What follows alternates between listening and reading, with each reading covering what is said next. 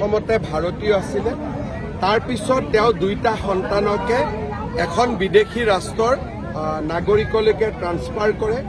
দুৰ্ভাগ্যজনক কথাটো হ'ল যে গৌৰৱ গগৈৰ পৰিবাৰে তেওঁলোকক ট্ৰান্সফাৰ কৰোৱা নাই। গৌৰৱ গগৈয়ে নিজে এপ্লিকেশ্যন কৰি নিজে ল'ৰাৰ নাগৰিকত্ব ভাৰতৰ পৰা আন এখন বিদেশী ৰাষ্ট্ৰলৈকে ট্ৰান্সফাৰ কৰিছে। গোটেই ডকুমেণ্টছখিনি আমি পাই যাম আৰু ৰাইজক মই প্ৰতিশ্ৰুতি দিয়াৰ দৰে 10 ছেপ্টেম্বৰৰ আগতে আপোনালোকক গোটেই প্ৰতিবেদনখন মই দিম।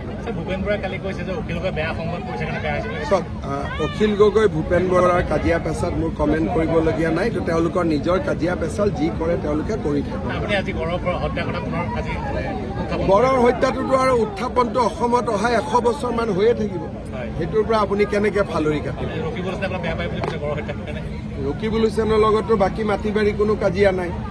তেওঁৰ দিনত গড় হত্যা চলি আছিল, আমি বন্ধ কৰি দিলো। সেইটো কাৰণে তেওঁ আমাক বেয়া পায়। অখিল গগৈ কৈছে আপোনাকে বিজু হাজৰিকাৰ পানী খুৱাই দিব পাৰে বোলে। ভালে হ'ল, পানীহে খুৱাব, মদটো নোখুৱাই।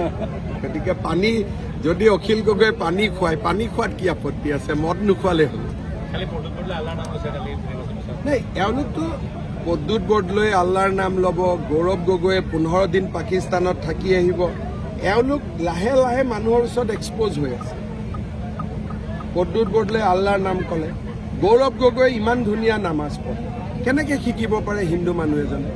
মুছলিম মানুহ এজনকতো প্ৰাৰ্থনা কৰিব দিলেতো ইমান পাৰফেক্ট নহয়। তেওঁ কেনেকে ইমান পাৰফেক্ট নামাজ পঢ়িব পাৰে? ক'ৰবাত ডেফিনেটলি ট্ৰেইনিং লৈছে।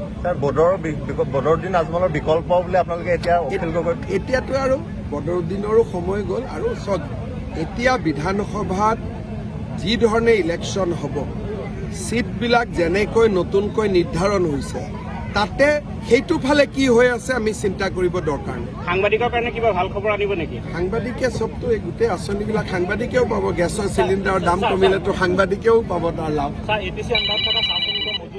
একদম ৰেডি হৈ আছে। কিবা এটা ট্ৰান্সফাৰ, বাগান আমলখিখন কিবা ট্ৰান্সফাৰৰ প্ৰক্ৰিয়া এটা চলি আছে। খুব সোনকালে মজুৰিখিনি বাঢ়িব। প্ৰথমতে ভাৰতীয় আছিলে, তাৰ পিছত তেওঁ দুইটা সন্তানকে এখন বিদেশী ৰাষ্ট্ৰৰ নাগৰিকলৈকে ট্ৰান্সফাৰ কৰে।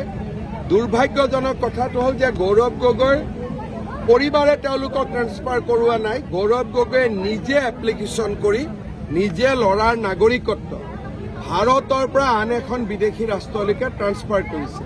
গোটেই ডকুমেণ্টছখিনি আমি পাই যাম আৰু ৰাইজক মই প্ৰতিশ্ৰুতি দিয়াৰ দৰে 10 ছেপ্টেম্বৰৰ আগতে আপোনালোকক গোটেই প্ৰতিবেদনখন মই দিম।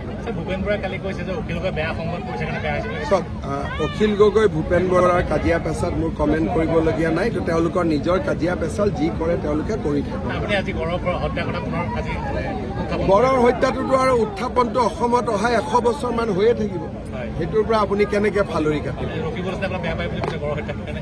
ৰকিবুল হুছেইনৰ লগতো বাকী মাটি বাৰী কোনো কাজিয়া নাই। তেওঁৰ দিনত গড় হত্যা চলি আছিল, আমি বন্ধ কৰি দিলো। সেইটো কাৰণে তেওঁ আমাক বেয়া পায়। অখিল গগৈ কৈছে আপোনাকে বিজু হাজৰিকাৰ পানী খুৱাই দিব পাৰে বোলে। ভালে হ'ল, পানীহে খুৱাব, মদটো নোখোৱাই। গতিকে পানী যদি অখিল গগৈয়ে পানী খুৱাই, পানী খোৱাত কি আপত্তি আছে? মদ নোখোৱালে হ'ল। নাই, এওঁলোকতো প্ৰদ্যুৎ বৰদলৈ আল্লাৰ নাম ল'ব। গৌৰৱ গগৈয়ে 15 দিন পাকিস্তানত থাকি আহিব। এওঁলোক লাহে লাহে মানুহৰ ওচৰত এক্সপ'জ হৈ আছে। প্ৰদ্যুৎ বৰদলৈ আল্লাৰ নাম ক'লে, গৌৰৱ গগৈয়ে ইমান ধুনীয়া নামাজ পঢ়ে। কেনেকে শিকিব পাৰে হিন্দু মানুহ এজনে? মুছলিম মানুহ এজনকতো প্ৰাৰ্থনা কৰিব দিলেতো ইমান পাৰফেক্ট নহয়। তেওঁ কেনেকে ইমান পাৰফেক্ট নামাজ পঢ়িব পাৰে? ক'ৰবাত ডেফিনেটলি ট্ৰেইনিং লৈছে। বদৰুদ্দিন আজমলৰ বিকল্প বুলি আপোনালোকে এতিয়া অখিল গগৈ এতিয়াতো আৰু বদৰুদ্দিনৰো সময় গ'ল। আৰু চাওক, এতিয়া বিধানসভাত যি ধৰণে ইলেকশ্যন হ'ব, ছিটবিলাক যেনেকৈ নতুনকৈ নিৰ্ধাৰণ হৈছে, তাতে সেইটো ফালে কি হৈ আছে আমি চিন্তা কৰিব দৰকাৰ নাই। সাংবাদিকৰ কাৰণে কিবা ভাল খবৰ আনিব নেকি? সাংবাদিকে চবতো এই গোটেই আঁচনিবিলাক সাংবাদিকেও পাব। গেছৰ চিলিণ্ডাৰৰ দাম কমিলেতো সাংবাদিকেও পাব তাৰ লাভ। একদম ৰেডি হৈ আছে। কিবা এটা ট্ৰান্সফাৰ, বাগান আমলখিখন কিবা ট্ৰান্সফাৰৰ প্ৰক্ৰিয়া এটা চলি আছে। খুব সোনকালে মজুৰিখিনি বাঢ়িব।